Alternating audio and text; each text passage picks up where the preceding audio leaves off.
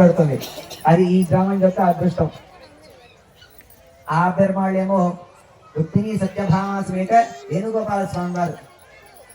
వారి దగ్గర ఉన్నదేమో షట్చక్ర సీతారామ సాలగ్రామం, అంటే సీతారాములు అదేవిధంగా కృష్ణులు ఇరువురు కూడా ఆరాధింపబడుతున్నారు. అలాంటి పరివారాన్ని అదేవిధంగా రామచంద్రుడు సైతం కూడా ఆరాధించుకున్నటువంటి తన కుల పెరుమాళ్ళు. మనకి ఇలా దేవుడు ఇంటి దేవుడు ఉంటాడు కదా, ఉండడా ఉన్న వాళ్ళందరూ చేయతండి. నేను ఇంటి దేవుడిని ఒక్కసారి స్మరించుకోండి, మీ కులదేవతని దండం పెట్టుకోండి మంచిగా. ఉన్నదా లేదా? లేని వాళ్ళు ఇప్పుడు చేయతండి అంటే అందరికి ఉన్నారు కదా. అట్లనే రామచంద్ర స్వామి వారికి కూడా ఉన్నారు.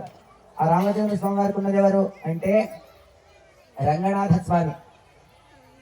ఎప్పుడో ఇక్ష్వాకు మహారాజు గారికి బ్రహ్మగారి ద్వారా అనుగ్రహింపబడి రామచంద్ర స్వామి వారి వరకు వచ్చి రామచంద్ర స్వామి వారు కూడా ఆరాధించి అందరికీ పట్టాభిషేక సమయంలో వరంగా ఇస్తూ విభీషణుడు, అయ్యా నువ్వు రాలేవు కానీ నీ ఇంటి దేవుడిని నాకు అనుగ్రహించు అని అంటే రామచంద్ర స్వామి వారు విభీషణుడికి అందిస్తే అది కాస్త వస్తూ కావేరీ నదీ తటాకం దగ్గర ఆయన సంధ్యవార్చడానికి రాక్షసులు సైతం సంధ్యవార్చారు.